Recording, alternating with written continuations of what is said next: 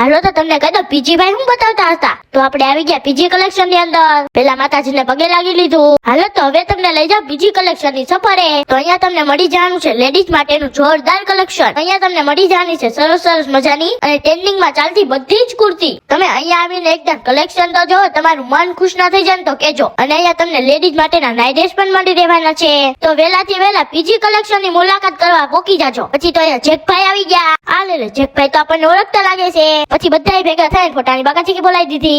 ફુગા મારે ઘરે લઈ જવાના છે. એના પછી અહીંયા ટેડીભાઈ પણ પોકી ગયા. હાલો તો હવે જાનું છે પીજીભાઈ ની પાર્ટી લેવા માટે. સીધા પોકી ગયા જગાભાઈ ગોફનાથ વાળા આવી ગયા અંદર. હાલો તો હવે સાસુ ચલો. બધાએ પોતાનું સ્થાન લઈ લીધું છે.